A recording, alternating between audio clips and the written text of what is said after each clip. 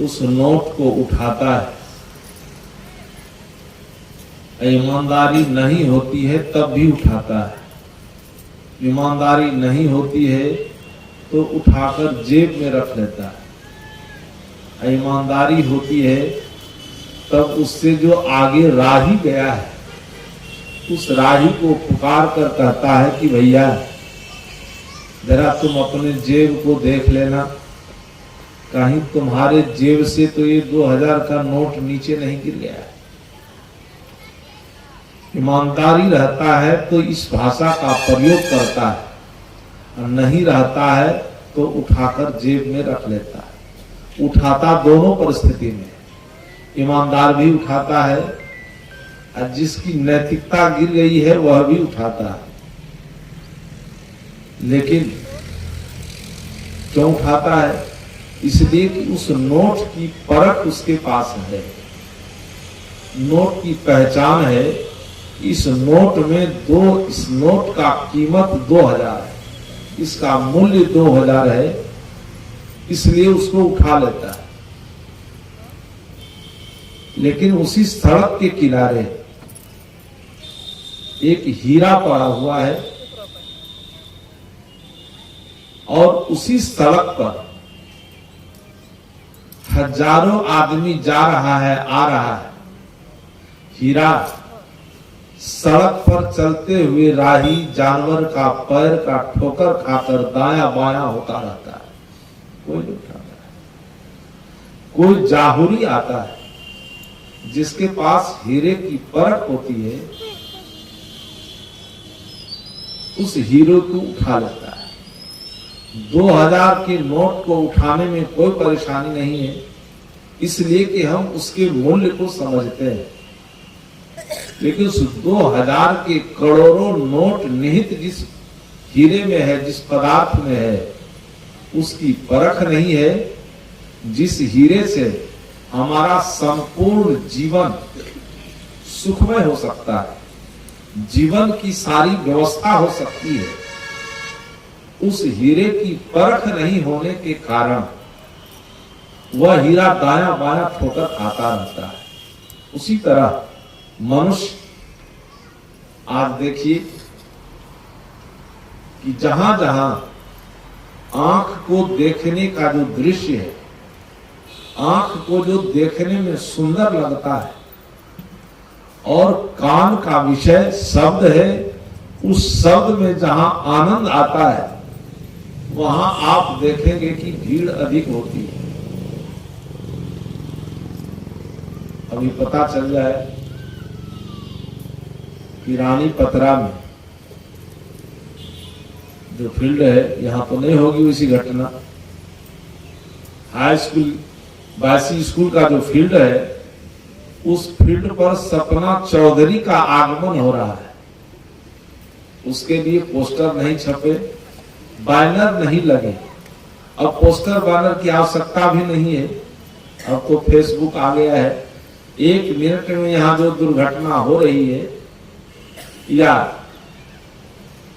जो कुछ हो रहा है समूचे विश्व में एक क्षण में पता चल जाता है।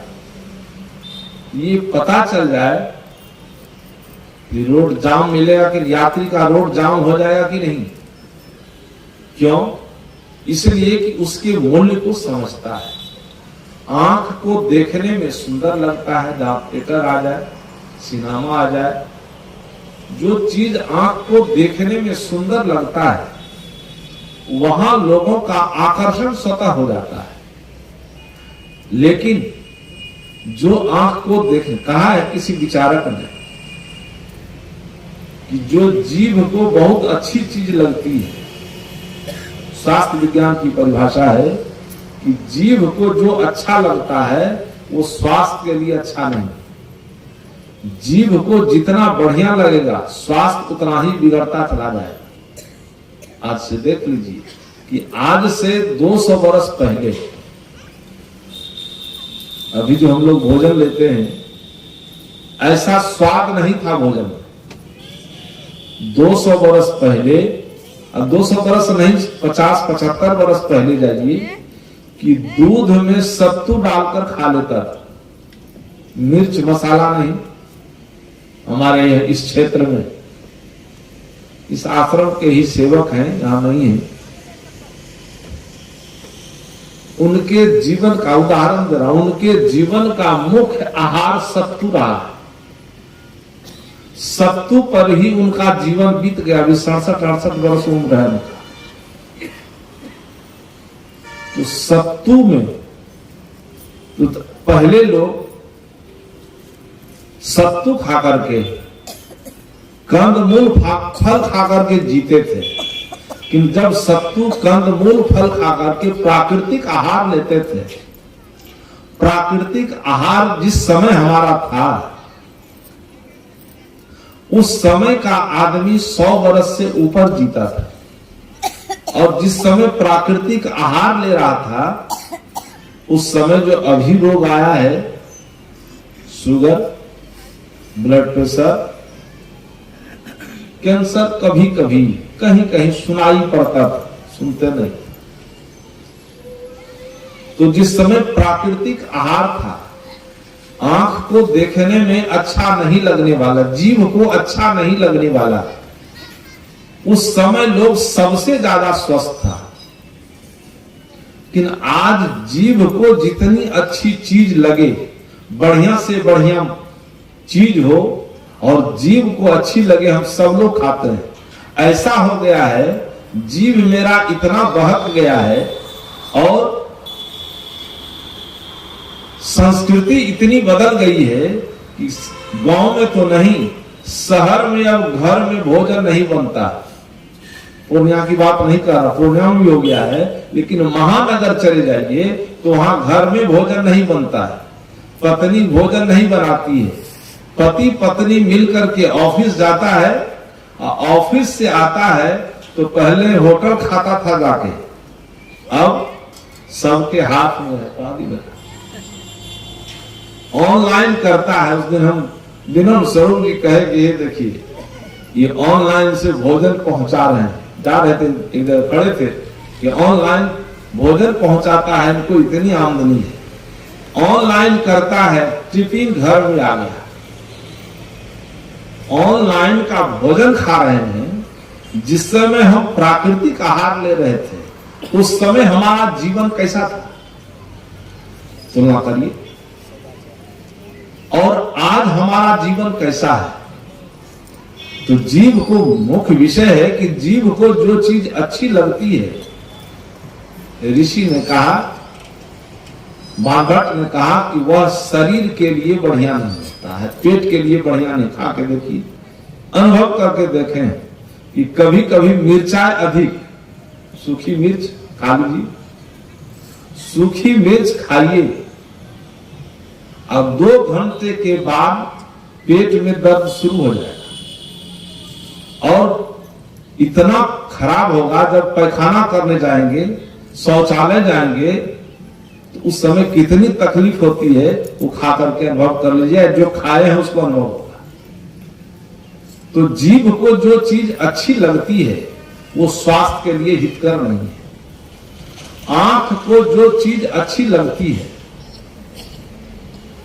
जिसको देख करके मस्त हो रहा है, आंख से रूप दिखाई देता है।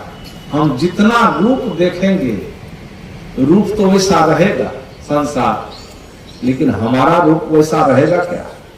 हम जैसा संसार को देख रहे थे, देखिए सब कोई, जितने लोग बैठे हैं, बहुत लोग बूढ़े बैठे हैं, काले घुंघराले बाल सफेद हो गए। जिस दिन बाल काला था, काला बाल जो देखने में लगता था, आज लगता है क्या? चेहरा जिस जवानी में जैसी चमक रही थी, आज ढल रही है कि नहीं? और जवानी को देख देख करके नाचते क्यों हैं? आंख क्या देखना चाहता है कि बनी छनी हुई जवानी हो, सुंदर हो, सुंदर रूप को हमेशा देखना चाहता है। और सुंदर को देखते देखते आज हम इतना बहक गए हैं, हमारा जीवन इतना बहक गया है कि आज हर एक व्यक्ति का जीवन विषैला हो गया है, जहर से भरा हुआ है। तो आंख को जो देखना, जिसको हम देखना चाहते हैं, वो उसका रूप वैसा नहीं है, उसको हम देखते हैं, क्योंकि उस रूप के मूल्य को तात्कालिक समीक्षा करते हैं, तात्कालिक मूल्यांकन करते हैं। लेकिन उसके दूरदर्शिता पर हम चिंतन करें तो उसका अस्थायित्व नहीं है। हीरे का मूल्यांकन करें। सत्संग क्या है? मूल विषय पर आइए कि मूल विषय है कि सत्संग हीरा है, जिसको देख करके आप आनंदित होना चाहते हैं, उस आनंद की अवधि क्षणिक है। जिस विषय को देख करके, पा करके गौरवान्वित हो रहे हैं, उस विषय का आनंद क्षणिक है और वह विषय राजसी सुख है। भगवान कृष्ण ने कहा है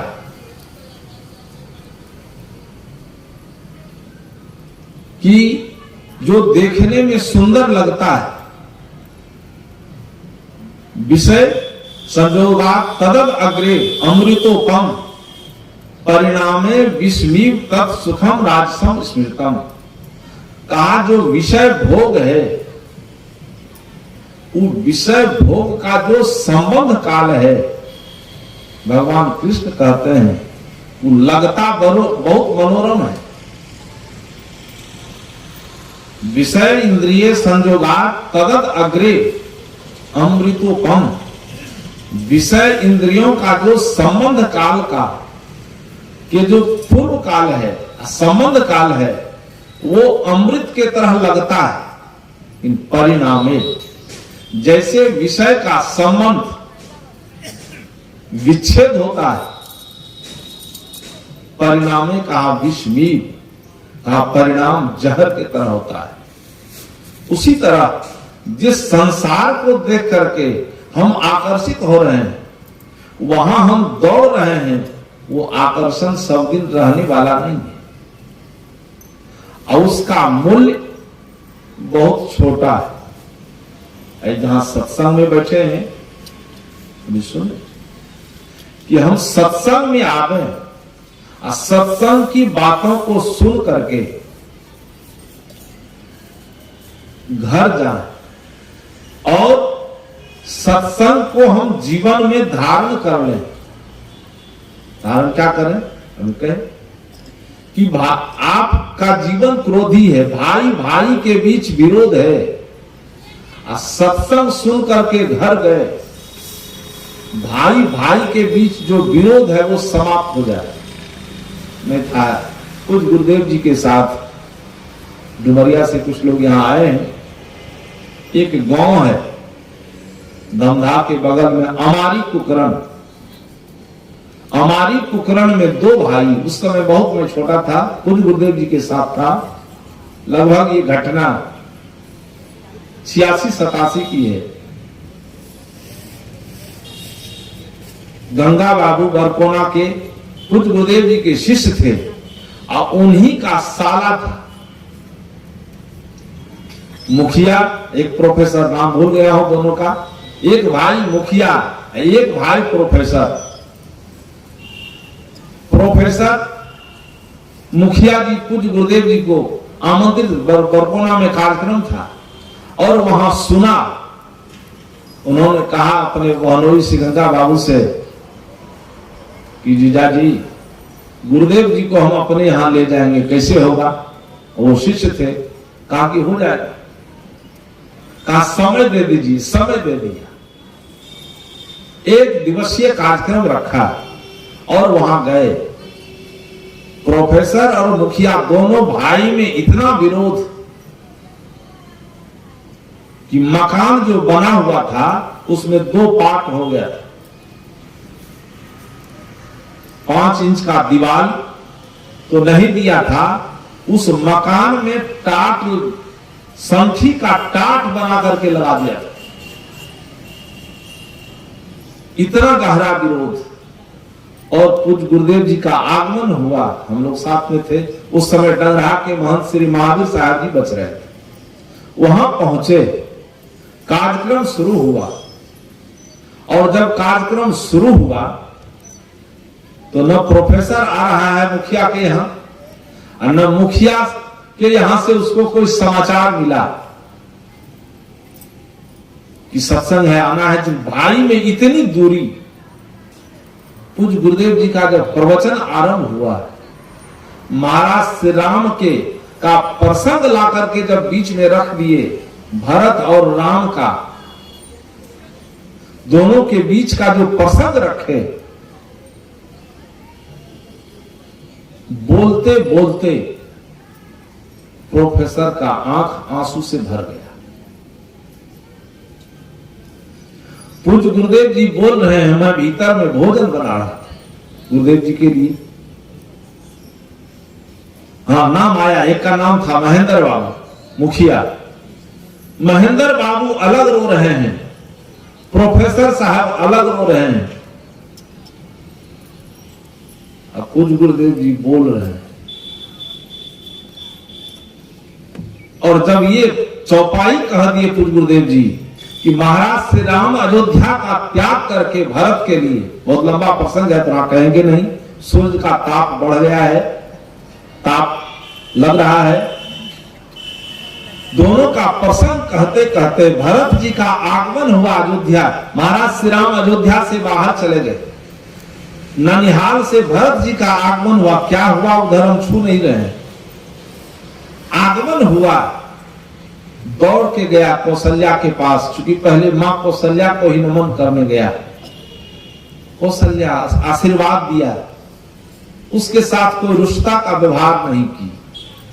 पूछा कि मां, ये अयोध्या की दुर्दशा क्यों हो गई? कौशल्या चुप रह गई,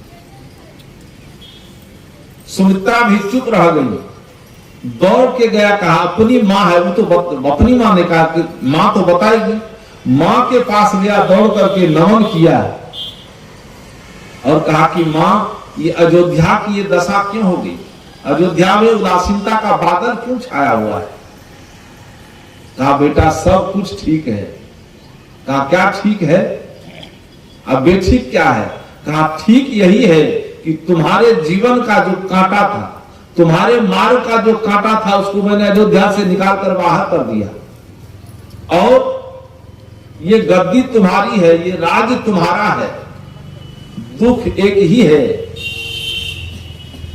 कि पिताजी नहीं रहे, दशरथ जी चले गए, उनका पार्थिव शरीर पड़ा हुआ है। हृदय द्रवित हो गया भरत का और कहा कि मां,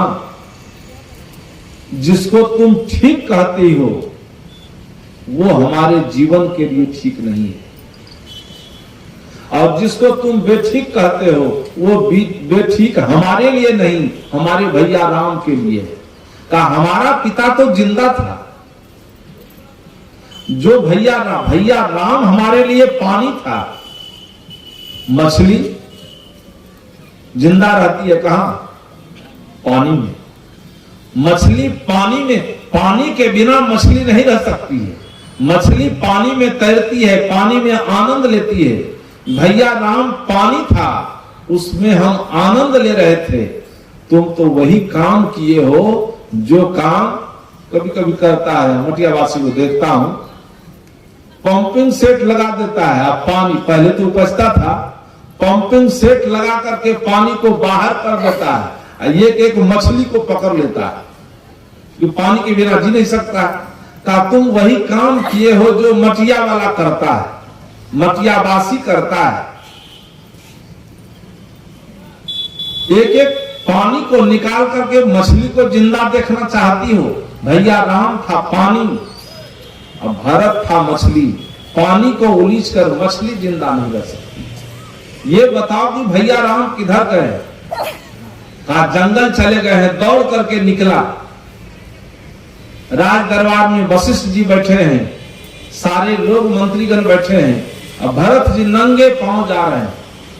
यही प्रसंग रखे पूज्य गुरुदेव जी। भरत जी नंगे पांव जा रहे हैं। वशिष्ठ जी कहा कहां जा रहे हैं? कहा भैया राम को आप जानवर की तरह जंगल में हाँक दिए हैं, मैं उधर जाऊं। वशिष्ठ जी ने कहा कि रथ ले लीजिए, आप तो राजकुमार हैं, कहा गुरुजी आप गुरु नहीं होते तो बहुत कुछ कह देते। एक तो मेरे देह में आग लगी हुई है, शरीर जल रहा है, आग से धधक रही है, आग के जलन से शरीर में पोले निकल आए और उसके महरम के बजाय आप नमक छिड़क रहे हैं। उचित तो यह है कि जिस धरती पर भैया राम का पद चिन्ह पड़ा है उस धरती पर मेरा सर होना चाहिए। सर भर चलो उचित अस मोरा, उचित यही है कि वहां मेरा सर हो। कि प्रसंग कहते कहते जब ये प्रसंग गुरुदेव जी का पूरा हुआ, दोनों भाई गर्दन में लिपट कर गए, इतना रोए कि आंसू का जो डैम बना हुआ था वो आंसू का डैम उस दिन टूट गया। दोनों भाई के आंसू से स्नान कर लिया और तुरंत टट्टी को तोड़ करके दोनों एक हो गया। हम दौड़ के आए गुरु जी के पास, बोल रहे थे, हमको रहा नहीं गया, हम बचपन से ही हैं कि कह देते थे, मंच पर प्रसंग था कहने का, हम समझ रहे थे बात को। गुरुदेव जी को आकर कहे कि गुरु जी जो प्रसंग आपका है वो प्रसंग सफल हो गया। उस समय से नहीं कहे थे, हमके दोनों भाई में जो विरोध था प्रेम हो गया। दोनों को फिर हम गए भीतर, दोनों भाई को पकड़ करके, क्योंकि साधु को देखता है आदमी तो श्रद्धा होती है, उम्र कम हो ज्यादा हो उससे मतलब नहीं है। दोनों को हम पकड़ लिए, दोनों का हाथ जो रो रहे थे पकड़ करके सामने दरवाजे पर लाए और गुरु जी के आगे लाके बैठा दिए। सत्संग सफल हुआ कि नहीं? और वो इतना सफल हुआ कि आज तक सफल है। तो हम सत्संग सुन करके घर जाएं, और यदि घर का विरोध खत्म हो जाए, सत्संग सफल हुआ कि नहीं? घर का विरोध खत्म हो गया, मानसिक परेशानी दूर हो गई और आगे आने वाली जो पीढ़ी है उसको एक नई शिक्षा मिलेगी। नोट से, उस सिनेमा से सत्संग महत्वपूर्ण है कि नहीं? उस सत्संग के प्रति, संत के प्रति आस्था नहीं हो, श्रद्धा नहीं हो तो हमारा जीवन कैसा होगा? जैसा रावण का होगी। साधन संपन्न रहते हुए, साधन संपन्न जीवन है लेकिन साधन का की उपयोग विधि नहीं है, प्रयोग विधि नहीं है, तो वह साधन अपने आप में अभिशाप है। कि साधन न अभिशाप है न वरदान है। साधन का प्रयोग यदि सही होता है तब वह वरदान हो जाता है। धन साधन है, इसका सदुपयोग करेंगे तो धन वरदान हो जाएगा। अस्त्र शस्त्र साधन है, उसका हम सदुपयोग करें तो वरदान होगा और उसका दुरुपयोग करें तो अभिशाप होगा। एक छुरी है, छुरी एक साधन है। किसका? अभी पेट में दर्द हो जाए, गॉल ब्लैडर में स्टोन हो गया है, किडनी में स्टोन है, चल जाइए डॉक्टर के पास, चेकअप करा करके, अल्ट्रासाउंड करा करके देख लेगा कि नहीं स्टोन है। या प्रोस्टेट में गड़बड़ी है तो ऑपरेशन करके उसको, उसमें जो रोग है निकाल कर बाहर कर देता है। ऑपरेशन कौन चीज से होता है? लोहे की छुरी है, ब्लेड भी लोहे की है। वो छुरी डॉक्टर के हाथ में है और डॉक्टर के हाथ में छुरी गई तो आदमी रोते हुए जाता है डॉक्टर के पास और डॉक्टर छुरी का प्रयोग करता है, हंसते हुए घर आता है कि नहीं? लेकिन वही छुरी, वही साधन रोड पर करता है। पूर्णिया और कटिहार और रानीपत्रा के बीच में हो जाए, कर दे आदमी, वृंदावन कर दिया कि नहीं? केसरी विधायक केसरी के साथ भी छुरी का प्रयोग किया, आदमी किया, करता है रोज। एक विधायक की बात क्या करें, रोज हो रहा है, नई दुर्घटना रोज हो रही है। आदमी छुरी का प्रयोग करता है, आदमी की जीवन लीला समाप्त हो जाती है। और एक व्यक्ति छुरी का प्रयोग करता है, आदमी को जीवन मिल जाता है। मुकदमा छुरी पर होगा, दोष छुरी का है। दोष छुरी का नहीं है, दोष छुरी का जो प्रयोग करता है उसका है। छुरी की जो प्रयोग उसी तरह से साधन है, धन साधन है। धन का प्रयोग करके हम अपना शारीरिक शक्ति का विकास करें, बौद्धिक शक्ति का विकास करें, करना चाहिए। लेकिन उस धन का उपार्जन करके जब धन का गलत प्रयोग करते हैं, अभी रंग पेंट हो रहा था, नई घटना परसों खत्म हुआ है, यही मटिया का है। इस क्षेत्र का अधिकांश जो मजदूर है वो बोतल के बिना नहीं रहता है, दिन भर कमाता है, शाम को चाहिए। एक तो ऐसा है उसको सुबह उठते चाहिए, एक का उदाहरण है, और शाम में चाहिए, दोपहर में चाहिए। वो सब काम कर रहा था पहले। कुछ लोग यहाँ काम करने नहीं आता है, कहता है कि नहीं वहां जाएंगे, खैनी खाने नहीं देते हैं बाबा मठ में, दारू पीकर नहीं जाने देते। कुछ लेबर नहीं आता है, कुछ लेबर समझदार है, वो लोग काम कुछ नहीं कहे पहले। जब काम खत्म हो गया, हिसाब की बारी आई, हिसाब भी दिए, तब कहे कि ये बताओ कि तुम लोग इतना मेहनत करते हो, शाम में तो कुछ तो इंसान था, कुछ नई पीढ़ी के बच्चे हैं, उसको देख करके खुशी हुई कि कम से कम इस संघ में रह करके नहीं पीता है। लेकिन उसी में कुछ बच्चे, कुछ बूढ़े थे जो लेता था, लेकिन झूठ बोला नहीं, कहा कि लेते तो हैं बाबा, कभी कभी झूठ बोला थोड़ा सा, कभी कभी।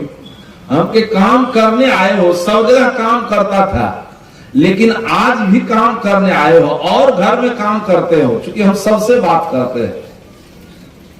तुम मठ में काम करने आए हो तो लोग आग के पास जाता है तो गर्मी लगती है, पानी के पास जाता है तो ठंडा लगता है। साधु के पास जाता है आदमी तो उसके अंदर ज्ञान का उदय होता है, अपना गुण अवगुण दिखाई देता है। तो तुम काम किए हो, 3 दिन तक 8 मजदूर दिन रात रहा है, तो 3 दिन तक तुम लोग काम किया, आज हिसाब लेकर घर जा रहे हो, सीखा क्या? नतमस्तक हो गया। ताकि आप के विचार से प्रभावित है, हम लोग दूर से करता है, इस रास्ते से गुजरेगा सुबह 5:30 बजे, 5 बजे बाजा बजता है। नियम है कि 5 बजे से 5:30 बजे तक भजन होना है, आश्रम का नियमावली है। जिस दिन बाजा खराब हो गया, कुछ हो गया, तो रास्ते से जाता है, पीने वाला है, मछली मारने वाला, वो दूर से कहता है, जब समझता है कि लगता है बाबा सोए हुए हैं, दूर से कहता है कि बाबा समय हो गया, बाजा बजाइए जल्दी से। पीता है वो भी कहता है। तो ये संस्कार है। तो उसको जब मैंने कहा तो असर पड़ा, कहा कि आज से कुछ तो काम पकड़ लिया अपने मन से। जब उसको पता चला दिए कि इसके सेवन से क्या क्या हानि है, तुम्हारी दुर्गति कैसी हो रही है, तुम मजदूरी करते हो, विभिन्न ढंग से समझाए। वो उसी समय कान पकड़ करके कहा कि अब हम इसका त्याग करते हैं पूर्ण रूप में। इसीलिए कोई यहाँ आता नहीं था, और आए तो अब हमको मिला ही लिए आप लोग। तो एक दिन सत्संग मंच पर बैठ करके ही नहीं, रास्ता चलते सत्संग हो सकता है। जहां हम अपने विचार को सत्संग की भावना से हम बैठेंगे संतों के पास, तो ज्ञान मिलेगा। तो सत्संग, जिस सत्संग में आने से, जो सत्संग हीरा के समान है, और उसकी परख हो जाए तो जीवन सही हो जाएगा कि नहीं। 2000 का नोट 2 घंटा में खत्म हो जाएगा। एक घड़ी का सत्संग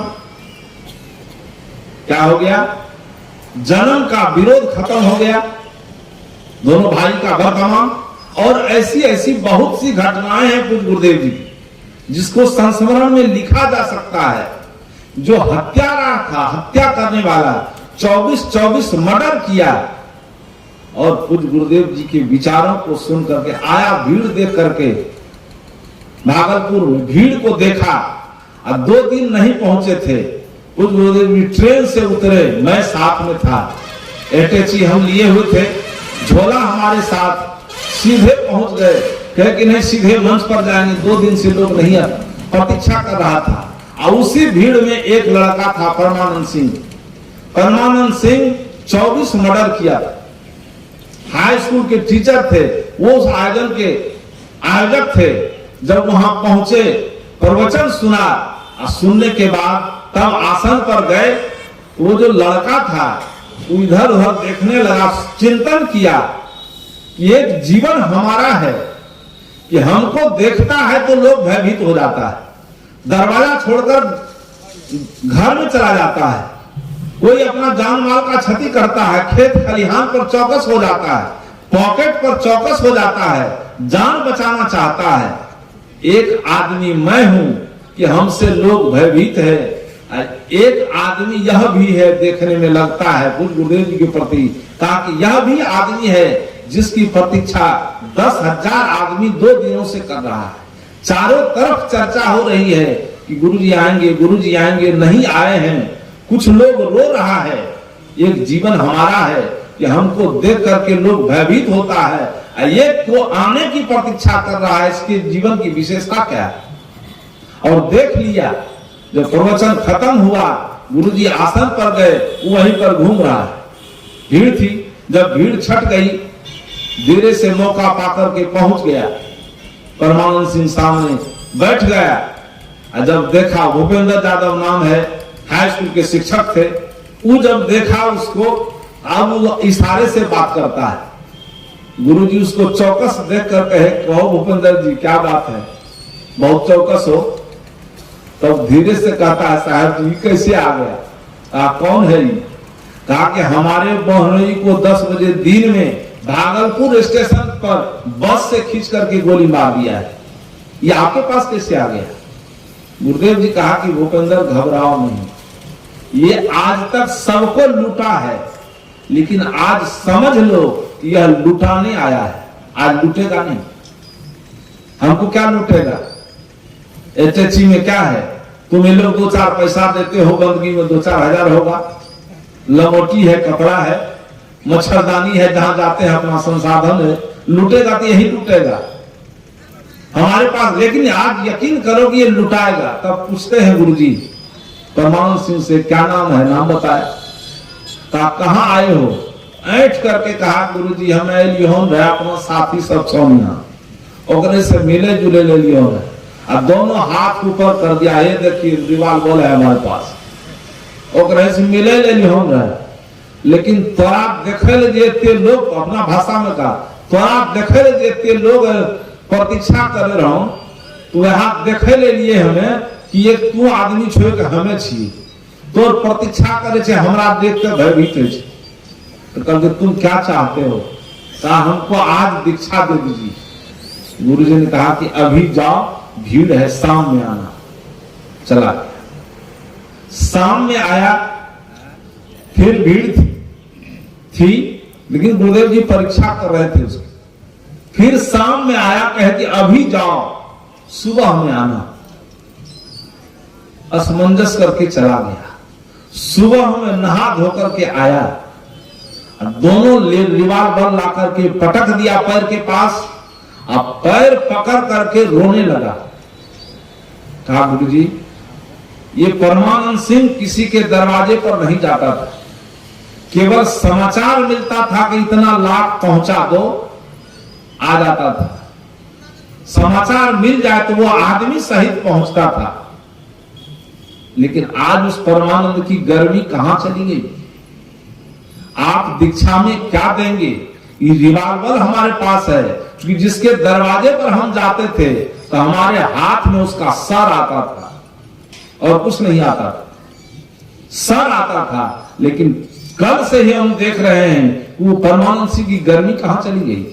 आज हम तब तक नहीं उठेंगे, घुटना पार दिया, जब तक आप दीक्षा नहीं दे देंगे। घुटना पार दिया और उसी समय गुरुजी उसको दीक्षा दिए। कुछ लोग कहा कि साधना नहीं किया, अभी अवे किया है, कहा इसको ले लेने दो। और जब दीक्षा ले लिया, आज तक वो आदमी जिंदा है। आज वो उसकी प्रतीक्षा करता है समाज। सत्संग से बदला कि नहीं? संत के साथ का सानिध्य प्राप्त करके जीवन बदला कि नहीं? जो कल तक कोई पूछने वाला नहीं था, आज उसका जीवन सम्मानित हो गया कि नहीं? हम लोग को कौन पूछने वाला था? आप इन लोगों के बीच से आए हैं। ये हम लोगों पर रंग कौन चढ़ाया है? कितना चढ़ पाया है वो नहीं कह सकते हैं, लेकिन जितना चढ़ा है तो रंग चढ़ाने वाले कौन है? संत गुरु हैं, गुरुदेव जी हैं, कि उनका सानिध्य पा करके संतों का जीवन बदल रहा है। नई पीढ़ी को देख रहे हैं आप, तो सबका श्रेय क्या है? सत्संग। जो आप सुने संत श्री गौरव साहब से कि सत्संग हमारे जीवन का महत्वपूर्ण अंग है। सत्संग को हम निकट से समझें। सत्संग को निकट से नहीं समझने का कहता है। यहाँ के कुछ जनप्रतिनिधि हैं, आवाज कान तक आती है, कहा बाबा हमको तो संसार में बहुत काम है, संसार को देखना पड़ता है, हम सत्संगी नहीं हैं, हम सत्संगी नहीं हैं, हमको संसार को देखना पड़ता है, समय मिलेगा तो देखा जाएगा। इसका मतलब दोष उसका नहीं है, इस वातावरण का दोष है।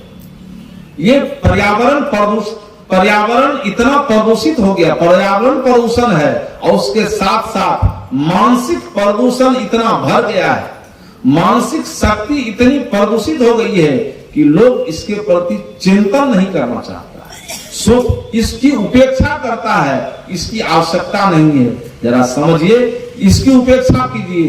और जिसकी अपेक्षा करते हैं, धन की अपेक्षा करते हैं, धन रहेगा क्या? जिस सम्मान की अपेक्षा करते हैं, सम्मान रहेगा क्या? जिन जिन सांसारिक पदार्थों की अपेक्षा करते हैं, वो सारे पदार्थ परिवर्तनशील हैं, परिवर्तित होने वाला है, परिवर्तित होगा, वो अस्थायी है। उस पदार्थ को समझ करके जीवन को जीना और उस पदार्थ का सदुपयोग करके अपने लिए, परिवार, समाज, देश के लिए, समूचे विश्व कल्याण के लिए, कि विश्व का कल्याण हो। लेकिन विश्व का कल्याण कैसे हो? तो पहले अपना कल्याण, पहले अपने तरफ से, का विषय लंबा हो गया, अधिक कहूंगा नहीं, अपने तरफ से अपना सुधार करना सबसे बड़ी उपलब्धि है, सबसे बड़ा सत्संग है। और सत्संग के प्रति आस्था, आस्था से ही तो बैठे हैं। बहुत से शिक्षाविद हैं, वृद्ध लोग हैं, कुछ नौजवान हैं, कुछ बुद्धिजीवी हैं, लेकिन सभी तो नहीं। सबके अंदर कुछ लोगों को आस्था है कि आश्रम है, कुछ लोग और सोच रहे हैं, कुछ बात सोच करके बैठ, कुछ लोग सोचते हैं कि यहाँ समूह हो रहा है, बाहर में चिंतन करता होगा कि क्या होगा नहीं होगा, लेकिन क्या नहीं। एक दिन के सत्संग से जीवन का विरोध मिट जाएगा, एक दिन के सत्संग से हमारा जीवन बदल सकता है। तो रात दिन सत्संग में होना चाहिए कि नहीं? रात दिन पंडाल मिलेगा क्या? जहां है, घर में है, तो वहीं सत्संग हो, वहीं आत्मचिंतन हो। इसलिए इस सत्र में थोड़ा निवेदन किया, वह यह कि सत्संग को समझ करके पदार्थ का मूल्यांकन करें। मूल्यांकन करके जिस पदार्थ का मूल्य अधिक है, अधिक का मतलब है कि जो जन्म जन्मांतर तक, अगली पीढ़ी तक हमको पुष्पित फलवित कर सकता है, ऐसे संघ का चयन करना चाहिए। और ऐसा संघ 2 दिनों के लिए आपको ये सदगुरु कबीर मठ मटिया दिया है, लेकिन इसका संवर्धन, इसका विकास